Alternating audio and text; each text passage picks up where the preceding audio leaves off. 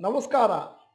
ಇವತ್ತಿನ ವಿಷಯ 50% ಹೂಡಿಕೆದಾರರಿಗೆ ಷೇರು ಮಾರುಕಟ್ಟೆಯ ಅನುಭವ ಕೇವಲ 4 ವರ್ಷಕ್ಕಿಂತ ಕಡಿಮೆ.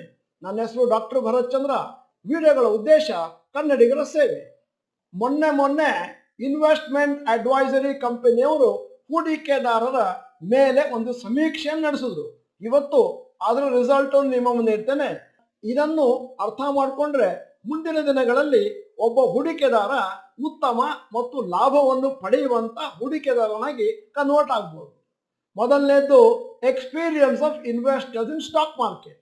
1 ವರ್ಷಕ್ಕಿಂತ ಕೆಳಗೆ ಎಕ್ಸ್ಪೀರಿಯನ್ಸ್ ಇರುವವರು ಸ್ಟಾಕ್ ಮಾರ್ಕೆಟ್ ಅಲ್ಲಿ 100%, 1ರಿಂದ 4 ವರ್ಷ 38, ಅಲ್ಲಿಗೆ 50% ಜನಕ್ಕೆ 4 ವರ್ಷಕ್ಕಿಂತ ಕಡಿಮೆ ಅನುಭವ ಷೇರು ಮಾರುಕಟ್ಟೆಯಲ್ಲಿ.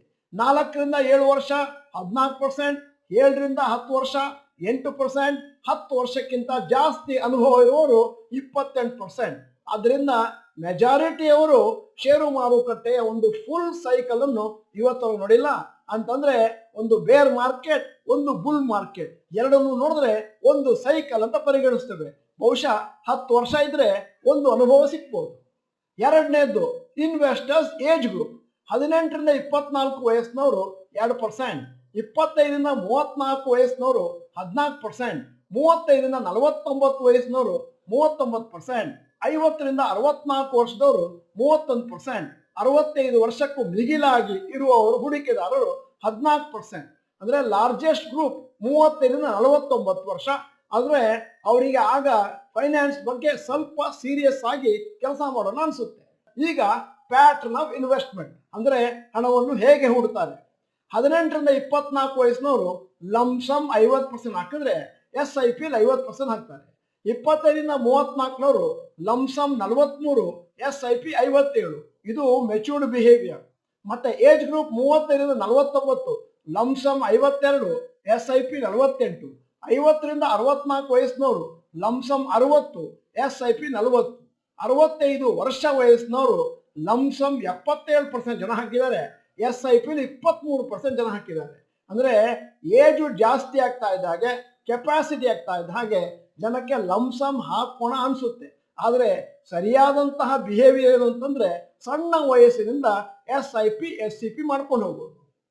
Also number of investors with portfolios worth at least ₹1 crore increases after the age of 50, since it would have taken 15 to 20 years for the compounding to take place. 29% ಹೂಡಿಕೆದಾರರು ಹೇಳಿದ್ರು ನಮಗೆ 10% ಗಿಂತ ಕಮ್ಮಿ CAGR ವರ್ಕೌಟ್ ಆಗಿದೆ. ಇನ್ನೊಂದು 27% ಇನ್ವೆಸ್ಟರ್ಸ್ ವರ್ ನಾಟ್ ಶ್ಯೂರ್ ಎಷ್ಟು performance ಆಗಿದೆ, ಎಷ್ಟು ನನಗೆ ಪ್ರಾಫಿಟ್ ಬಂದಿದೆ. ಯಾಕಂದ್ರೆ ಹೆಚ್ಚಿನವರಿಗೆ ಕ್ಯಾಲ್ಕುಲೇಷನ್ ಮಾಡ್ಲಿಕ್ಕೂ ಬರುವುದಿಲ್ಲ, ಮ್ಯಾಥಮೆಟಿಕ್ಸ್ ಸ್ಟ್ರಾಂಗ್ ಇರೋದಿಲ್ಲ. ಅದರಿಂದಾಗಿ ಪ್ರಾಫಿಟ್ ಬಂದಿದೆ ಎಷ್ಟು ಅಂತ ಗೊತ್ತಿಲ್ಲ.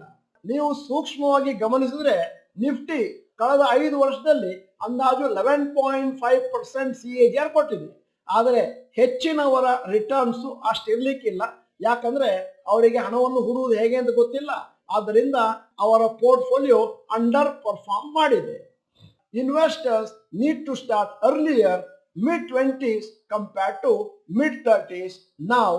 ಈಗ ಸದ್ಯಕ್ಕೆ ಜನ ಹಾಕ್ತಾ ಇರೋದು ಅಂದಾಜು 35 ವರ್ಷದ ಮೇಲೆ. ಈಗ ನಾವು ಹೇಳೋದು ಮತ್ತು ಅಂಕಿಅಂಶಗಳು ಹೇಳೋದು ನೀವು 25 ವರ್ಷಕ್ಕೆ ಪ್ರಾರಂಭ ಮಾಡಬೇಕಾಗಬಹುದು. ಇನ್ನೂ ಒಂದು ಇಂಪಾರ್ಟೆಂಟ್ ಪಾಠ ಏನು ಅಂತಂದ್ರೆ ಪ್ರತಿಯೊಬ್ಬರು ಕೂಡ ಮಾರುಕಟ್ಟೆಯಲ್ಲಿ ಸ್ವಲ್ಪ ಜಾಸ್ತಿ ಸಮಯವನ್ನು ಕಳೆಯಬೇಕು. ಅಂದ್ರೆ ನಾನು ಹೇಳ್ತಾ ಇರೋದು ಸಮಯವನ್ನು ತಮ್ಮ ಪೋರ್ಟ್ಫೋಲಿಯೋಗೆ ಕೊಡಬೇಕು. 15ರಿಂದ 20 ವರ್ಷ ಇಟ್ಟರೆ ಒಳ್ಳೆಯ ರಿಸಲ್ಟ್ ಬರುತ್ತೆ. ಅದೇ 25 ವರ್ಷ ಮಾಡಿದ್ರೆ ಪುನಃ ದುಡ್ಡು ಮತ್ತೊಮ್ಮೆ ಮಲ್ಟಿಪ್ಲೈ ಆಗುತ್ತೆ, ಆಲ್ಮೋಸ್ಟ್ ಡಬಲ್ ಆಗುತ್ತೆ. ಈ ಸಮೀಕ್ಷೆಯ ನಂತರ ಕಲಿಯಬೇಕಾದಂತ 3ನೆಯ ಪಾಠ ಏನು ಅಂತಂದ್ರೆ ನಮ್ಮ ಜೀವನದಲ್ಲಿ ಎಷ್ಟು ಬೇಗ ಆಗುತ್ತೋ ಅಷ್ಟು ಬೇಗ ಲಂಸಮ್ ಏನಾದ್ರೂ ಹಣವನ್ನು ಷೇರು ಮಾರುಕಟ್ಟೆಯಲ್ಲಿ ಫಂಡಮೆಂಟಲಿ ಸ್ಟ್ರಾಂಗ್ ಸ್ಟಾಕ್ಗಳಲ್ಲಿ ಹಾಕಿ ಬಿಟ್ಬಿಡ್ತೇನೆ ಅಂತಂದ್ರೆ ಆವಾಗ ದೊಡ್ಡ ಮೊತ್ತದ ಹಣವನ್ನು ನಮ್ಮ ರಿಟೈರ್ಮೆಂಟಿಗೆ ನಿರೀಕ್ಷೆ ಮಾಡಬಹುದು. ಇವತ್ತು ಈ ವಿಡಿಯೋದ ಕೊನೆಯಲ್ಲಿ ಒಂದು ಪ್ರಶ್ನೆ ಕೇಳ್ತಾ ಇದ್ದೇನೆ. ಇವತ್ತಿನವರೆಗೆ ನೀವೇನಾದರೂ ಒಂದು ಲಂಸಮ್ ಅಮೌಂಟ್ ಅನ್ನು ಷೇರು ಮಾರುಕಟ್ಟೆಯಲ್ಲಿ ಹಾಕಿದ್ರ? ಹಾಗೇನಾದ್ರೂ ಹಾಕಿದ್ರೆ ಅದು ಎಷ್ಟು ಅಮೌಂಟ್ ಅಂತ ಚಾಟ್ ಬಾಕ್ಸ್ ನಲ್ಲಿ ಟೈಪ್ ಮಾಡಿ. ನೀವು ಡಾಕ್ಟರ್ ಭರತ್ ಚಂದ್ರ ಇನ್ಸ್ಟಿಟ್ಯೂಟ್ ಕನ್ನಡ ಚಾನೆಲ್ ಬರಲ್ಲ ಅಂತಂದ್ರೆ ಇದೀಗ ಸಮಯ ಸಬ್ಸ್ಕ್ರಿಪ್ಷನ್ ಬಟನ್ ಬೆಲ್ ಐಕಾನ್ ಒತ್ತಿ. ವಿಡಿಯೋ ಚೆನ್ನಾಗಿದ್ರೆ ಲೈಕ್ ಬಟನ್ ಒತ್ತುವುದನ್ನು ಮರಿಬೇಡಿ. ವಿಡಿಯೋನ ನಿಮ್ಮ ಎಲ್ಲಾ ಸ್ನೇಹಿತರಿಗೂ ಕಳಿಸ್ಕೊಡಿ. ವಿಡಿಯೋನ ಸಂಪೂರ್ಣವಾಗಿ ನೋಡಿದ್ದಕ್ಕೆ ಧನ್ಯವಾದಗಳು. ನಮಸ್ಕಾರ.